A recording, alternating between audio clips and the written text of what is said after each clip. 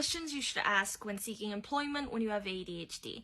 Now, first and foremost, lots of people with ADHD may not like to even disclose that they have ADHD in the first place, because there is still discrimination going on when it comes to certain neurodivergent conditions.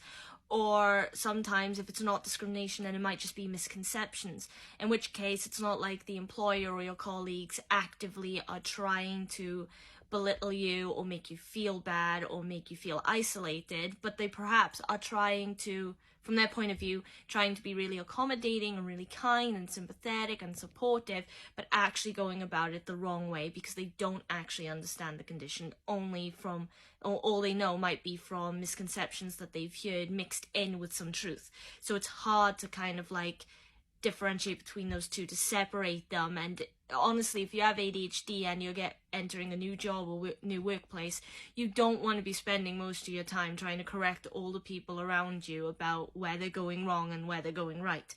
So it's good that in the initial stage, at least in the interviewing stage, to have certain questions, relevant questions about the job in general, like the career, what exactly you're expected to do, the role you're playing, how you're supposed to advance through the ranks if you can, and also any accommodations they might have in place for people with ADHD. And again, it's totally up to you whether or not you want to even mention you have ADHD in the first place, because if you do, like I said, with the misconceptions and stuff as well, it can make managing your your conditions, your symptoms, a lot harder when in the workplace, if everyone knows sometimes, than if you were just trying to manage them in private.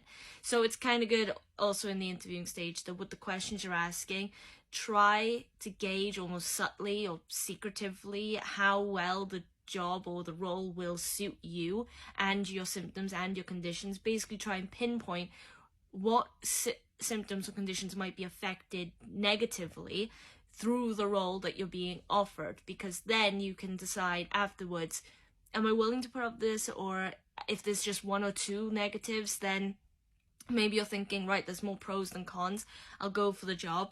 But then you might decide to at least bring up the ADHD thing with your supervisor or your employer or your colleagues, just so then they're aware with the one or two potential negatives, and there's lots of questions you can ask, and there's lots of questions I've heard people ask, and I just want to clarify before I mention one of them, because like I said, there's lots of them, so I'm not going to cover them all in one video, but I just want to make a mention that right now, I myself do not have a job. The reason for this is because I have a lot of anxieties, honestly, about change and unpredictability and what my future holds in general.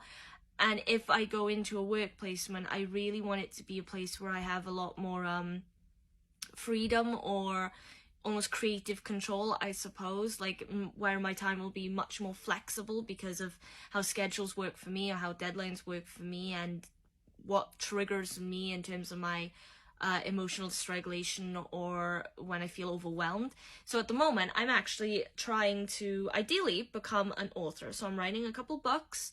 I'm biding my time. I'm giving myself the time I need to think about where I want to go, what I want to do, and how I want to go about doing it, So I'm taking that time. That's important as well. Take the time for yourself before you just jump into a role, okay? Because there's no point jumping into a job that within, like, say, a couple months is going to make you feel stressed every day, miserable every day, overwhelmed almost all the time, and you're not really making any progress in. There's no point in doing that. So take the time for yourself, essentially. But here's just one question, which is, you could ask, what exactly am I expected to do every day? So if you were to become, I don't know, a store clerk, you're working behind the counter in the shop, and you ask, what exactly am I doing every day? And then they say, oh, well, most of the time you'll be serving customers, you'll be talking to customers, managing any complaints if they come to the counter with them. Perhaps we might ask you to go and stock some shelves. Now, there are aspects of that are probably okay for most people with ADHD, but there are plenty of aspects not, one of which being talking to people you don't know. Now, just the basic, okay, that will be this, and then they pay and you say, thank you, have a nice day, that's probably okay. That's very predictable course of conversation. But if the person on the other side wants to enter into a more I don't know, more informal conversation with you, like some people do, then that can feel really, really awkward. Or if someone comes by and they're being really, really moody or aggressive for no reason at all, then, or really confrontational because they're in a mood of some kind, then that can be really detrimental in terms of the anxiety proportions and the emotional dysregulation and feeling overwhelmed.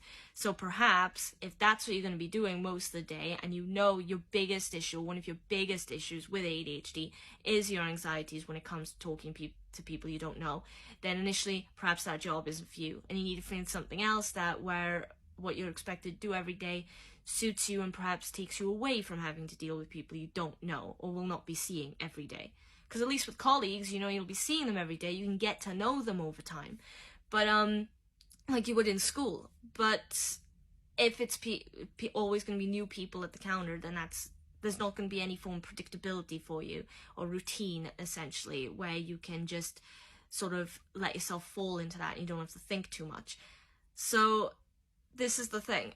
That's what I mean. You have to ask, what exactly am I expected to do any day? Just to get a general idea or premise of the kinds of roles you're expected to fill. And if most of them then turn out to be like, well, I can do that, I can do that, I can do that, then great. You know, maybe that job is good for you. There are other questions that you should ask, but still, maybe that job is good.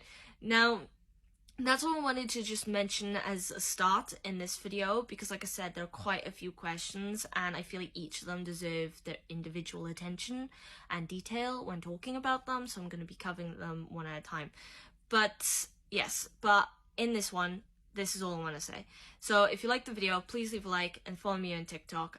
Also, if you have any comments, you know, opinions, questions, requests, which I think are probably going to be particularly important given this kind of topic, then please put that in the comment section. Also, subscribe to the YouTube channel if you're interested, because that's still up. And also, what is the last thing that I forget most of the time? Repost the video, because it helps me with my confidence and my motivation in keeping up with the videos, and also it helps raise awareness. In which case, then, there may be less misconceptions in the future, and with less misconceptions in the workplace, there might be less awkwardness, you know, or sort of hesitance to tell people that you have ADHD. So that's all I want to say. Now, if you liked it, like I said, leave a like and everything else. And other than that, just enjoy your day, and hopefully I'll see you in the next video. Till then, bye!